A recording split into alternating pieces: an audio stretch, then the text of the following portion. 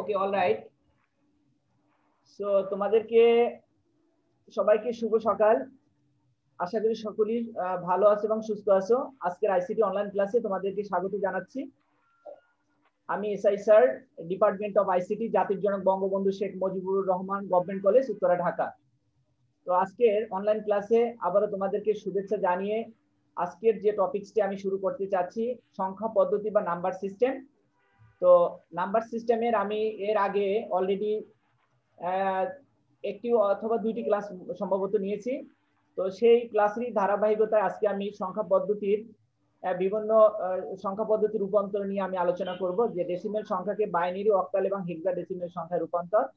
তো তোমরা এই অধ্যায়ের পাঠ শেষে যে বিষয়গুলো শিখবে, ডেসিমেল সংখ্যাকে বাইনারি সংখ্যায় রূপান্তর, ডেসিমেল সংখ্যাকে অক্টাল রূপান্তর এবং ডেসিমেল সংখ্যাকে হেক্সাডেসিমেল সংখ্যায় রূপান্তর।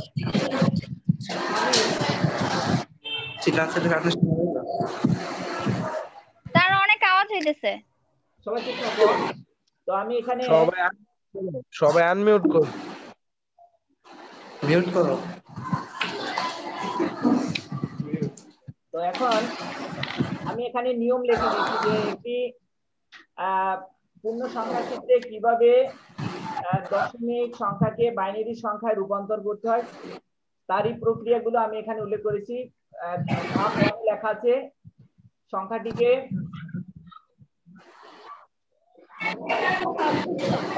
মিউট করে দেন স্যার। দেখা যাচ্ছে আর অনেক সাউন্ড হচ্ছে তো।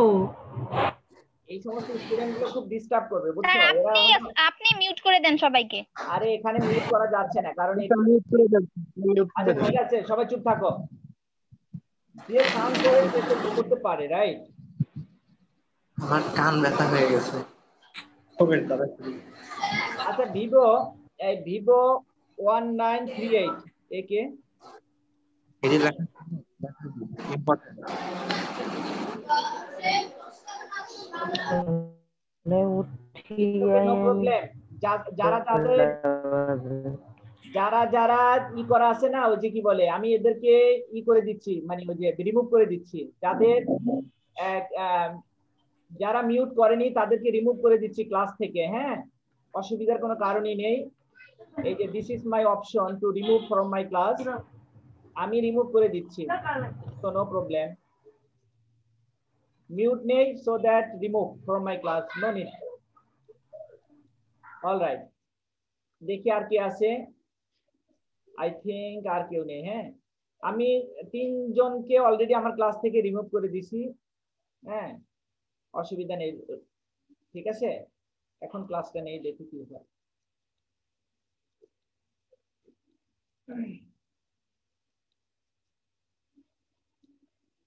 আচ্ছা, এখানে আমি একটি অঙ্ক তোমাদের জন্য রেখেছি যে 17 বেস 10, মানে এটি একটি দশমিক সংখ্যা, একে কিভাবে তুমি বাইনারিতে করবে।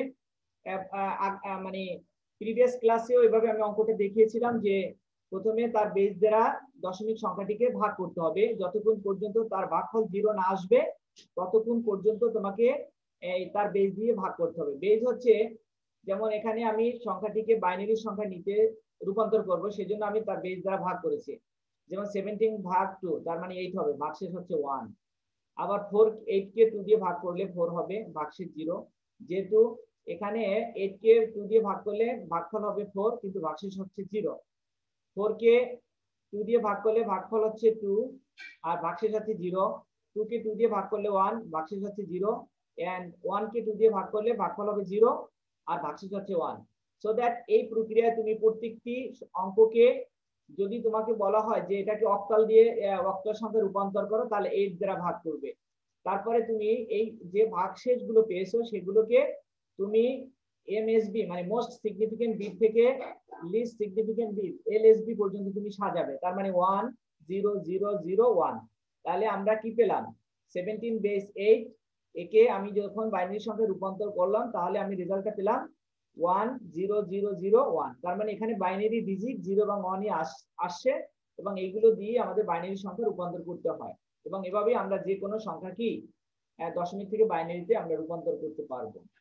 সবাই কি বুঝতে পারছো? একজনের কথা বলো, অঙ্কটি কি বুঝতে পারছো সবাই? জি স্যার। জি স্যার। আচ্ছা, এখন আমরা যদি এই সংখ্যাটা সবসময় তুমি এই নিচ থেকে উপরের দিকে সাজাবে। এটা হলো কি পূর্ণ সংখ্যার ক্ষেত্রে। তো আমি এটা এভাবে দেখালাম। এরপরে আসো, যদি সংখ্যাটি ভগ্নাংশ হয় তাহলে কি করবে? যেমন এটি একটি ভগ্নাংশ, হ্যাঁ, ভগ্নাংশের ক্ষেত্রে দশমিক দিয়ে শুরু হলো, তাহলে 0.125 বেস 10 সংখ্যাটিকে বাইনারি সংখ্যা আসসালামু আলাইকুম কথা শুনো না মানে তোমাকে আমি ক্লাস থেকে বের করে তোমাকে আমি এই যে ক্লাস থেকে বের করে দিচ্ছি। হ্যালো স্যার হ্যালো স্যার তার রসায় তাহলে একসাথে আমি নাই তার আমি নাই এই কে এরকম ডিসকাস করতেছে? রবিউল মিউট করো, রবিউল মিউট করো। হ্যাঁ, জি স্যার কথা বলো না, আমি ক্লাসটা শেষ করি। হ্যাঁ, মিউট করতাম না রেকর্ডিং হচ্ছে, ক্লাসটা শেষ করি। দেখো 0.125 বেস 10 কে বাইনারি সংখ্যা রূপান্তর করতে হলে তার বেস দ্বারা গুণ করতে হবে। দেখো আমি এই যে 0.125 into 2, তার মানে কি আসছে? এটা যদি আমি এখানে এভাবে দেখাই, তোমরা একটু দেখো, হ্যাঁ, একটু খেয়াল করি আমরা। ধরো আমি যদি এখানে, আচ্ছা এখানে লেখা আছে 0.125 লেখা যাচ্ছে না, ইন্টু 2। এই 2 দিয়ে যদি তুমি এটাকে ইন্টু করো, এই লাইনটার দিকে একটু তাকাও, তাহলে পাবে 0.250, তাহলে তার পূর্ণাংশ হচ্ছে 0। এরপর আবার 0.250 into 2, তার মানে 0.50। প্রত্যেক সময় তুমি 2 দিয়ে গুণ করবে এবং এর পূর্ণাংশ হচ্ছে 2। যতক্ষণ পর্যন্ত এই পূর্ণ সংখ্যার পরে দশমিক না আসবে ততক্ষণ পর্যন্ত তোমাকে 2 দিয়ে মাল্টিপ্লাই করতে হবে। তাহলে ফাইনালি আমরা কি পেলাম? 0.125 বেস 10 ইকুয়াল টু, এই ক্ষেত্রে তুমি এই অঙ্কটি সাজাবে হলো উপর থেকে নিচের দিকে যাবে। এটা ভগ্নাংশের ক্ষেত্রে আমরা উপর থেকে, তার মানে এলএসবি থেকে এমএসবি দিকে যাবে, এটা এভাবে যাবে। তাহলে 0.001 আমরা এটা যে পেয়েছি পূর্ণাংশটা, তাহলে 0.001 বেস 2। তাহলে এরকমের আমি এখানে দুটি অঙ্ক তোমাদের জন্য রেখেছি। এই অঙ্ক দুটি তুমি হোমওয়ার্ক হিসেবে করতে পারো। এই যে এখানে লেখা আছে 35.75 বেস 10 কে বাইনারি সংখ্যায় রূপান্তর করো, আর 75.69 বেস 10 কে বাইনারি সংখ্যায় রূপান্তর করো। মানে এই প্রক্রিয়া, এখানে দুটি অঙ্ক আছে, এই অঙ্ক দুটি তোমরা হোমওয়ার্ক হিসেবে করতে পারো। তাহলে 35 হচ্ছে পূর্ণ সংখ্যা, একে তুমি 2 দিয়ে ভাগ করবে যতক্ষণ পর্যন্ত 0 না আসবে, আর 0.75 কে 2 দিয়ে মাল্টিপ্লাই করবে যতক্ষণ পর্যন্ত 0 না আসবে। পূর্ণ সংখ্যার ক্ষেত্রে তুমি নিচ থেকে উপরে সাজাবে, আর ভগ্নাংশের ক্ষেত্রে তুমি উপর থেকে নিচে সাজাবে। সো এই প্রক্রিয়া আই থিংক তোমরা অঙ্কগুলো করতে পারবে। সবাই কি বুঝতে পারছো? একজনে কথা বলো, বুঝতে পারছো? না স্যার। জি স্যার। আচ্ছা, এটা তো না বোঝার কিছু নাই, যে মানে তুমি পূর্ণ সংখ্যার ক্ষেত্রে 2 দিয়ে ভাগ করবে আর ভগ্নাংশের ক্ষেত্রে 2 দিয়ে গুণ করবে। তারপর তুমি এখানে যদি মিলে যায় দশমিকের পর সব 0 আসে, তাহলে আর তোমাকে 2 দিয়ে মাল্টিপ্লাই করতে হবে না। এই প্রক্রিয়া তুমি করবে। বুঝতে পারছি। আচ্ছা স্যার দশমিকের পরের যে সংখ্যা ওইটাই শুধু গুণ করব।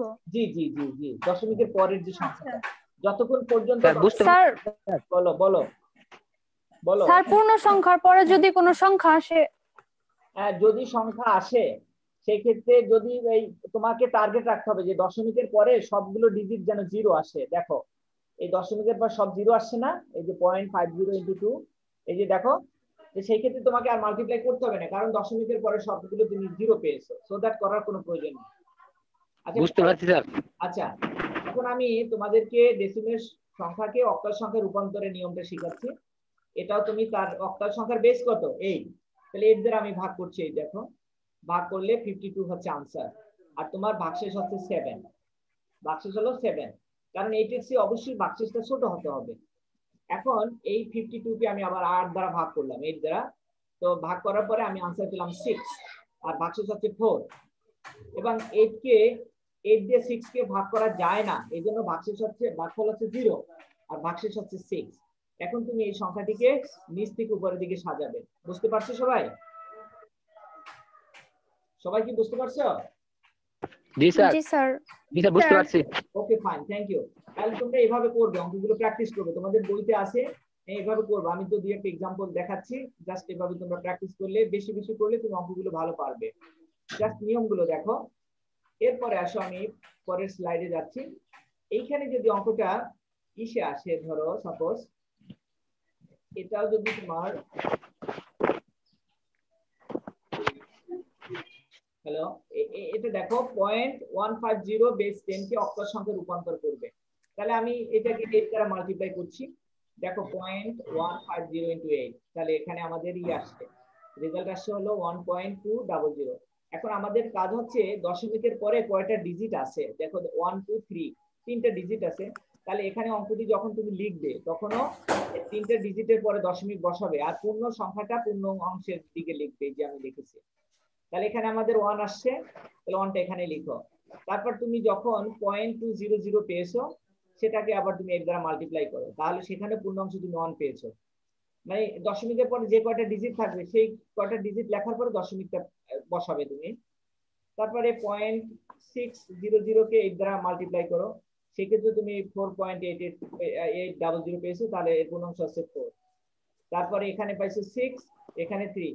কিন্তু এই অঙ্কটি তুমি যতবারই এর দ্বারা মাল্টিপ্লাই করো কখনোই দশমিকের পরে 0 আসবে না, এই জন্য তোমাকে ডট ডট দিতে হবে, তার মানে আমি আর করছি না। তাই সেক্ষেত্রে কি হবে, এখন তুমি এটাকে সাজাবে, দেখো 0.11463, তারপর ডট ডট দিয়ে বেস 8 লিখবে, তার মানে এটা একটা ইনফিনিট মানে অসীম সংখ্যা পর্যন্ত যাবে এটা। তাহলে আমাদের এত কিছু করার প্রয়োজন নেই, আমরা 3 থেকে 4 বার করার পরে যতক্ষণ পর্যন্ত দশমিকের পরে 0 না আসবে ততক্ষণ করার পরে দেখা যাচ্ছে যে আর আসছে না, সুতরাং আর করার প্রয়োজন নেই, তখন তুমি ডট ডট দিবে, ডট ডট দিয়ে তুমি এটা এভাবে শেষ করবে। তাহলে এখানে আমরা কি পেলাম, এই সংখ্যাটিকে, এখানে দুটি হোমওয়ার্ক রেখেছি তোমাদের জন্য, তোমরা এই দুটো করতে পারো, এখানে বাসায় প্র্যাকটিস করবে এবং তোমাদের বই থেকেও করতে পারো। তো আমি এখানে এই দুটো রাখছি যে 75.615 বেস 10 কে অক্টাল সংখ্যায় রূপান্তর করো, আরেকটি লিখছি 755.150 বেস 10 কে অক্টাল সংখ্যায় রূপান্তর করো। তাহলে এটা তোমরা করবে বাসায়, হ্যাঁ প্র্যাকটিস করবে, আশা করি পারবে। অসুবিধা নেই তো, বুঝতে পারছো রাইট? সবাই বুঝছো এটা, অঙ্কটি বুঝছো? যে জি স্যার, বুঝতে পারছি। প্র্যাকটিস করতে হবে, তাহলে তোমরা আরো ভালো পারবে। হ্যাঁ রাইট। এবারে আসো, আচ্ছা আমরা এখন এখানে আসো, দশমিক বা ডেসিমেল সংখ্যাকে হেক্সাডেসিমেল, তাহলে হেক্সাডেসিমেলে করতে হলে আমাদের কি করতে হবে, এই 16 মানে বেস আছে 16 দ্বারা প্রত্যেকটি সংখ্যাকে ভাগ করতে হবে। তাহলে আমি 423 ডিভাইডেড বাই 16, দেন ইওর ভাগফল হচ্ছে 26, ভাগশেষ হচ্ছে 7। এখন এই 26 এর ভিতরে 16 যাচ্ছে 1 টাইমস, মানে একবার যাবে। দেখাচ্ছ কেন এই ছেলে রবিউল? তাহলে কি হলো, এই 16 কে তুমি যদি 16 কে সরি 26 কে 16 দ্বারা ডিভাইড করো তাহলে ভাগফল পাবে 1, কিন্তু ভাগশেষ হচ্ছে 10। তাহলে আমরা এখানে 10 লিখবো না, লিখবো হচ্ছে 10 এর পরিবর্তে a লিখবো। a হচ্ছে তার সাংকেতিক চিহ্ন, যদি 10 হয় তাহলে a লিখতে হবে, যদি 11 হয় তাহলে b লিখতে হবে, যদি 12 হয় তাহলে c লিখতে হবে, যদি b হয় তাহলে 13, আর 14 হলে e লিখবে, 15 হলে f লিখবে। তাহলে 16 এর চেয়ে অবশ্যই ছোট সংখ্যাগুলো আসলে এভাবে সাংকেতিক চিহ্ন ব্যবহার করবে। তাহলে 1 কে তো 16 দিয়ে ভাগ করা যায় না, তাহলে 0 দিবে, ভাগশেষ হচ্ছে 1। তাহলে তুমি এখানে সাজাও 1a7, দেখো এই যে 1a7, তাহলে আমরা এভাবে পাচ্ছি 1a7। তাহলে আমাদের এভাবে অঙ্কটি সাজাতে হবে, কিন্তু আমরা 10 লিখতে পারবো না, আমরা 10 এর পরিবর্তে a লিখবো, 10 এর পরিবর্তে কি লিখবো, a লিখবো। তাহলে 1a7 এভাবে হলো। তাহলে 0.150 বেস 10 কে হেক্সাডেসিমেল, ফাইনালি যে আনসারটি পেয়েছো 1a7 বেস 16। সো এটা হচ্ছে পূর্ণ সংখ্যার ক্ষেত্রে। এটা কি বুঝছো তোমরা, যে 16 দিয়ে আমি এই দশমিক সংখ্যাকে ভাগ করে যে রেজাল্টটা পেয়েছি? সবাই বুঝছো? বুঝতে পারছি স্যার। আচ্ছা ফাইন। তাহলে যদি অসুবিধা আরেকবার আমি বুঝিয়ে দিচ্ছি। একজন স্টুডেন্ট বলছো, হ্যাঁ বলো তো, এখানে আমি এই 423 ডিভাইডেড বাই 16 করলাম, তারপরে আমি আনসার পেলাম 26। সেই 16 দ্বারা ভাগ করলে 1 টাইমস যাবে, আর এখানে ভাগশেষ হচ্ছে 10 হয়, তাহলে আমি কথা বলো না রবিউল, রবিউল এরপরে আসো নেক্সট স্লাইডে যাচ্ছি।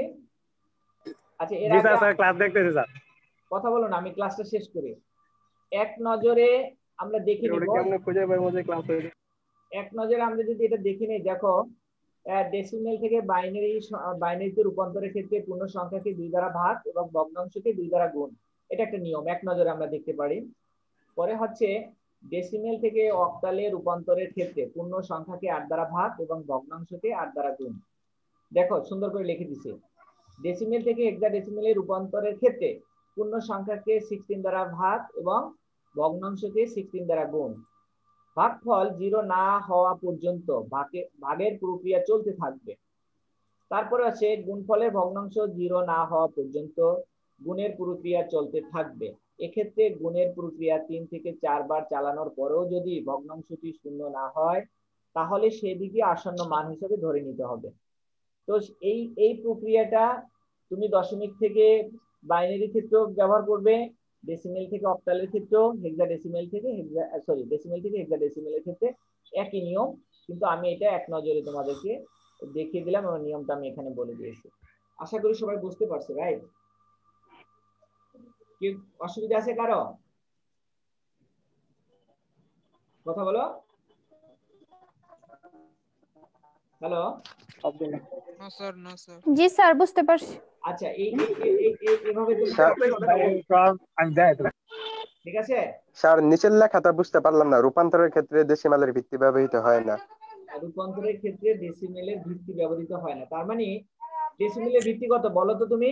এই রবিউল, তুমি এই যে দাগাইছো না, এটা একটু ইরেজ করো।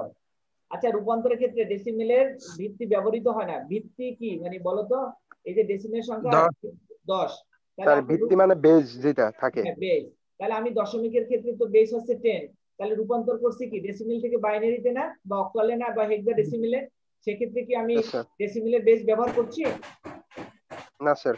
ওকে, থ্যাংক ইউ। এবার বুঝছো? এই রবিউল, यस স্যার। এই রবিউল, তুমি এটা ইরেজ করে নাও, এই যে স্ক্রিনটা দাগাচ্ছ কেন? আচ্ছা, এরপর দেখো আমি তোমাদের জন্য একটু উদ্দীপক রেখেছি, খেয়াল করো সবাই কোশ্চেন গুলো কিভাবে হবে। দেখো, আইসিটি শিক্ষক একাদশ শ্রেণীতে সংখ্যা পদ্ধতি পড়াচ্ছিলেন। ধরো আমি তোমাদেরকে সংখ্যা পদ্ধতি পড়াচ্ছি, কিন্তু একজন ছাত্রের অমনোযোগিতার কারণে তিনি বিরক্ত হয়ে তার রোল নাম্বার জিজ্ঞাসা করলেন। প্লিজ ডোন্ট মেক সাউন্ড, কথা বলো না প্লিজ। শব্দ কে করছো? আমি বের করে দেবো ক্লাস থেকে এখনই, শব্দ করো না। তো ছাত্র উত্তরে বলল 31/10। তারপর শিক্ষক ছাত্রের গত শ্রেণীর রোল জিজ্ঞাসা করলে উত্তর দিল 15/10। তখন শিক্ষক তাকে বললেন, তোমার অমনোযোগিতার কারণে খারাপ ফল হয়েছে। উদ্দীপকে ছাত্রের বর্তমান শ্রেণীর রোল নাম্বার বাইনারি সংখ্যায় প্রকাশ করো। এটা একটি আমি সিম্পল কোশ্চেন তোমাদেরকে দিয়েছি, তো তোমরা এটা বাসায় প্র্যাকটিস করে দেখতে পারো। মানে খুবই সহজ একটি কোশ্চেন, কোশ্চেনগুলো কিভাবে হবে তারই একটু ধারাবাহিকতা আমি এখানে রেখেছি।